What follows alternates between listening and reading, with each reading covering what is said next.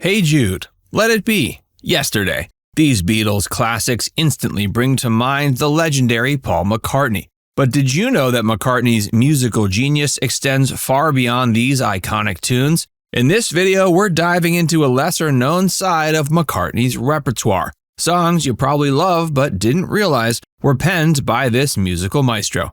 Facts First presents Songs You Didn't Know Were Written by Paul McCartney. It's For You, Cilla Black, 1964.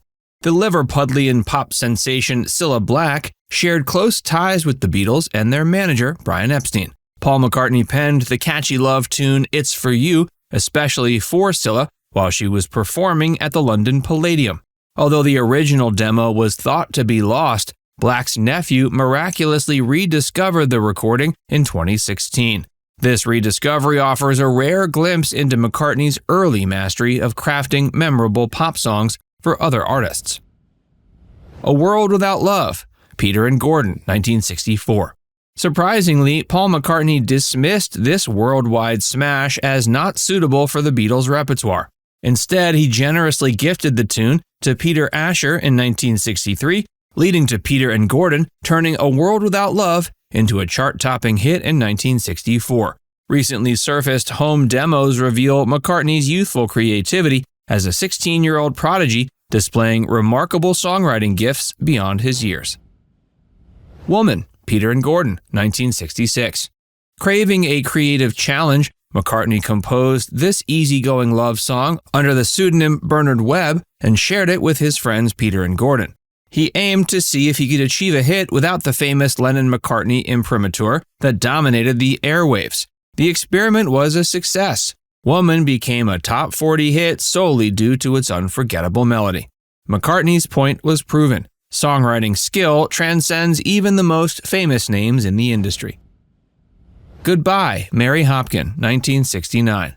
With this gentle folk pop tune, McCartney bid farewell to Apple Records' songbird Mary Hopkin, creating a melody as affectionate as it is unforgettable. Featuring Paul laying down acoustic guitar, drums, and playful percussion via lap slapping, the song aligned seamlessly with Hopkins' delicate voice. Goodbye illustrates McCartney's creative range, showcasing his ability to switch from rock impresario to a producer tailor-making songs for unique vocal talents. Come and Get It, Badfinger, 1969. McCartney wrote this upbeat song for the movie Magic Christian, but later gave it to the emerging group Badfinger.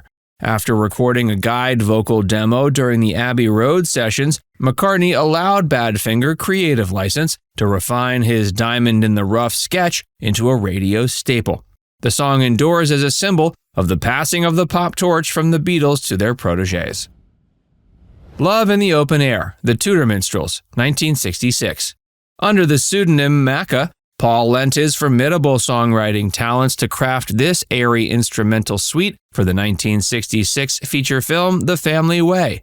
With its sprightly melodies and breezy atmosphere, Love in the Open Air showcases McCartney's versatility in creating cinematic sounds, proving his ability to transition from rock frontman to a composer capable of forging evocative instrumental tapestry tailor-made for the silver screen. Penina, Jotta, Herre. During a seaside sojourn at Portugal's picturesque Penina hotel, inspiration struck, and McCartney spontaneously composed this easygoing tune as a gift for the venue's house band. Capturing the breezy bliss of coastal living with a touch of Portuguese sunshine, Penina offers a postcard glimpse into McCartney's endless knack for spinning gold out of off-the-cuff creative moments while globe-trotting abroad.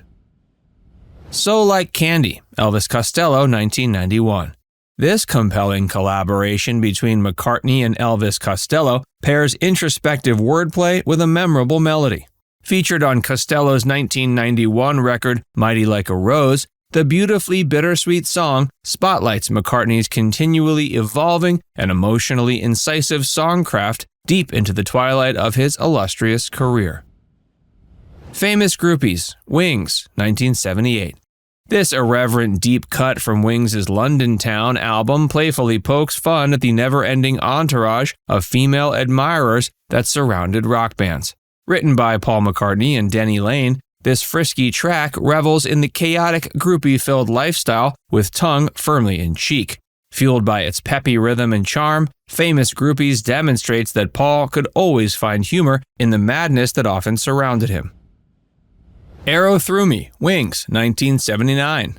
With in-your-face horns, a slick groove, and soulful vocal delivery, Arrow Through Me finds Wings masterfully channeling vintage Hall & Oates with a funky disco upgrade.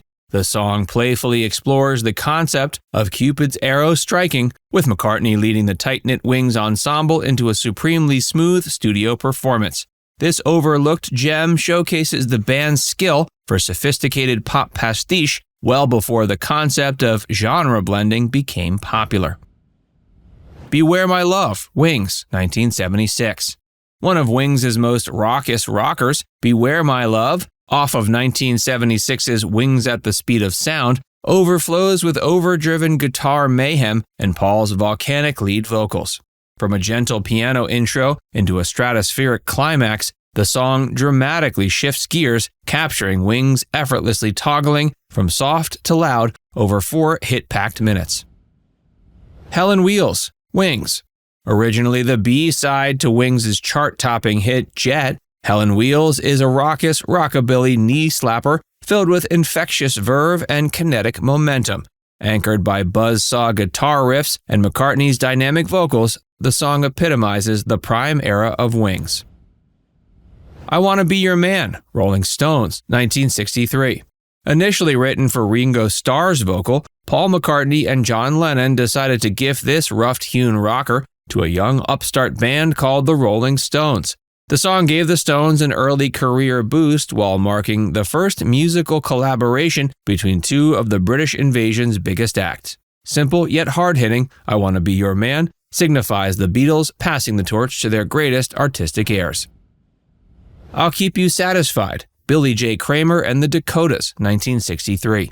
Written during the early peak of Beatlemania, Lennon and McCartney generously offered this lively love song to contemporary act Billy J. Kramer and the Dakotas. The song's youthful energy and memorable chorus propelled it up the charts, becoming a testament to the Mercy Beat sound's global success. Fame, David Bowie. Bringing two iconic rock visionaries of the 70s together, this tightly wound funk workout combines Bowie's pop craftsmanship with Lennon's avant-garde spirit, all anchored by McCartney's kinetic bass groove. It became one of Bowie's biggest U.S. chart hits of the decade. Say, Say, Say, Paul McCartney and Michael Jackson, 1983. Two titanic forces in the industry, McCartney and Jackson formed an undeniable pop power duo and co-wrote this chart-topping duet that blended McCartney's melodic sunniness with Michael's R&B smoothness. Now it's time to hear from you. Which of these songs is your favorite? Let us know in the comments section below.